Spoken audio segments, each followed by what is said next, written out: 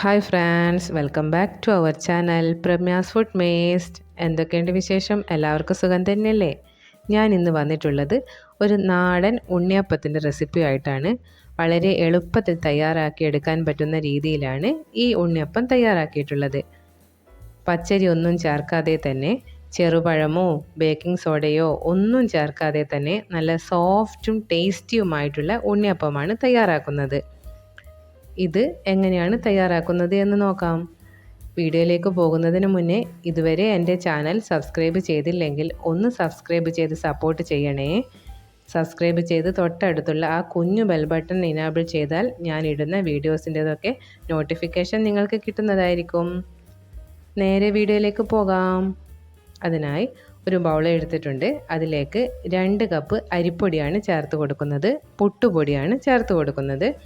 അതിന് 1 cup മൈദപ്പൊടിയും 1 cup ഗോതമ്പ് പൊടിയുമാണ് ചേർത്ത് കൊടുക്കുന്നത്.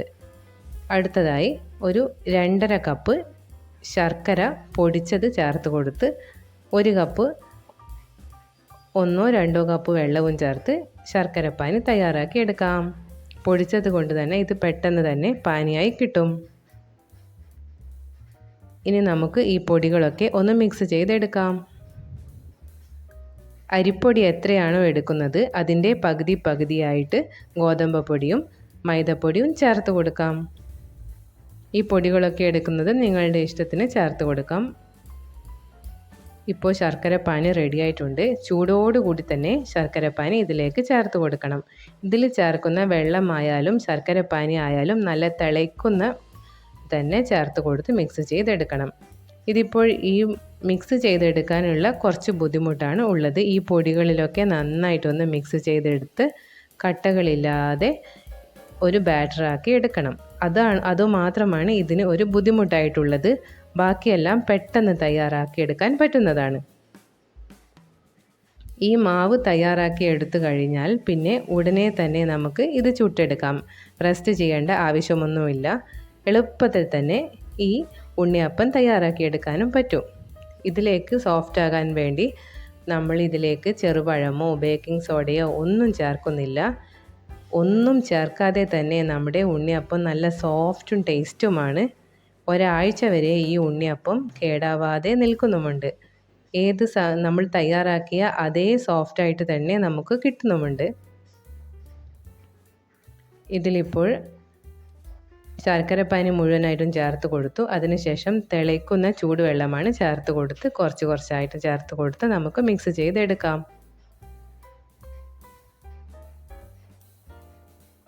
ഇപ്പോൾ ഈ പാത്രത്തിലേക്ക് ഇത് കൊള്ളുന്നില്ല. അതുകൊണ്ട് ഈ ബൗൾ ഒന്ന് മാറ്റി കൊടുത്തിട്ടുണ്ട്. ഇനി ഇതിലേക്ക് തിളയ്ക്കുന്ന വെള്ളം ചേർത്ത് കുറച്ചായിട്ട് മിക്സ് ചെയ്തെടുക്കാം.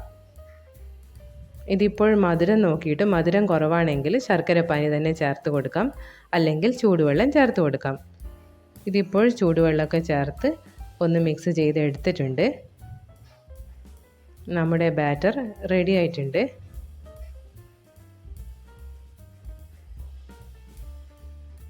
കട്ടകളൊന്നുമില്ലാതെ ബാറ്റർ തയ്യാറാക്കി എടുത്തിട്ടുണ്ട്. ഇനി ഇതിലേക്ക് 1 ടീസ്പൂൺ ഏലക്കാപ്പൊടിയും ആവശ്യത്തിന് ഉപ്പുപൊടിയും ചേർത്ത് ഒന്ന് നന്നായിട്ടൊന്ന് മിക്സ് ചെയ്ത് കൊടുക്കാം.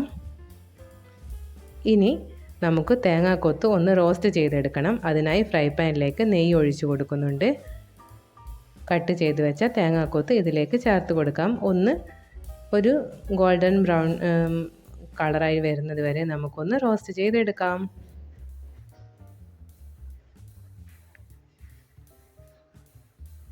തേങ്ങാക്കൊത്ത് ഒന്ന് കളറ് മാറി വരുന്ന സമയത്ത് ഇതിലേക്ക് 1 ടീസ്പൂൺ കറുത്ത എള്ള് കൂടി ചേർത്ത് ഒന്ന് റോസ്റ്റ് ചെയ്തെടുക്കാം. ഈ തേങ്ങാക്കൊത്ത് റോസ്റ്റ് കഴിഞ്ഞതിന് ശേഷം ഈ മാവിലേക്ക് ചേർത്ത് കൊടുത്ത് ഉടനെ തന്നെ നമുക്ക് ഇത് തയ്യാറാക്കി എടുക്കാം. ഇത് മാവ് സെറ്റാക്കി വരികയോ പുളിക്കുകയോ അതിൻ്റെ ഒന്നും ആവശ്യമൊന്നുമില്ല. തേങ്ങാക്കൊത്ത് റോസ്റ്റ് ചെയ്തെടുക്കേണ്ട സമയം മാത്രമേ വേണ്ടൂ. അത് കഴിഞ്ഞാൽ ഇത് മിക്സ് ചെയ്ത് എടുത്ത് ഉടനെ തന്നെ നമുക്ക് ചുട്ടെടുക്കാം. ഇതിപ്പോൾ നന്നായിട്ട് റോസ്റ്റായിട്ട് വന്നിട്ടുണ്ട്. ഇനി ഈ ബാറ്ററിലേക്ക് ഇട്ട് കൊടുക്കാം. ഒന്ന് നന്നായിട്ടൊന്ന് മിക്സ് ചെയ്തെടുക്കാം.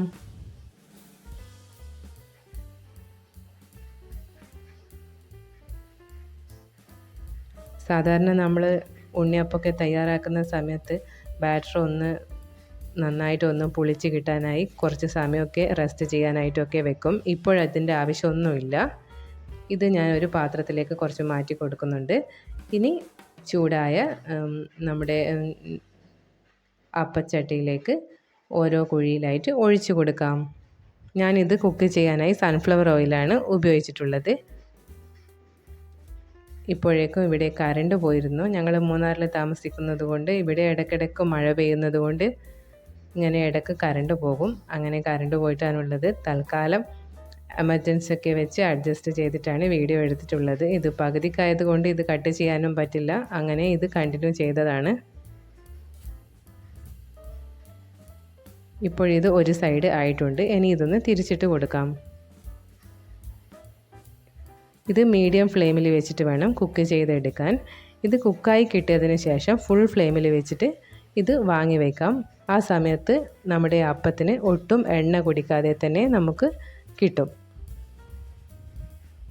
വളരെ എളുപ്പത്തിൽ തയ്യാറാക്കി എടുക്കാൻ പറ്റുന്ന ഉണ്ണിയപ്പത്തിൻ്റെ റെസിപ്പിയാണിത്. ഇത് അങ്ങനെ റെസ്റ്റ് ചെയ്യേണ്ട ആവശ്യമൊന്നുമില്ലാത്തത് കൊണ്ട് തന്നെ ബാറ്റർ തയ്യാറാക്കിയ ഉടനെ തന്നെ നമുക്ക് ഇത് ചുട്ടെടുക്കാവുന്നതാണ്.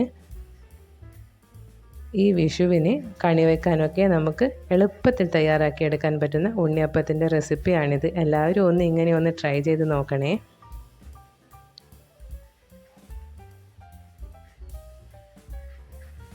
നല്ല കറക്റ്റായിട്ട് ഉണ്ണിയപ്പം കിട്ടിയിട്ടുണ്ട്. ഈ സോഫ്റ്റ് തന്നെ സൺഫ്ലവർ ഓയിലിൽ കുക്ക് ചെയ്തെടുത്തത് കൊണ്ട് ഇതേ സോഫ്റ്റ് തന്നെ നമുക്ക് ഒരാഴ്ച വരെ കേടുകൂടാതെ കിട്ടിയിട്ടുമുണ്ട്. Thank you.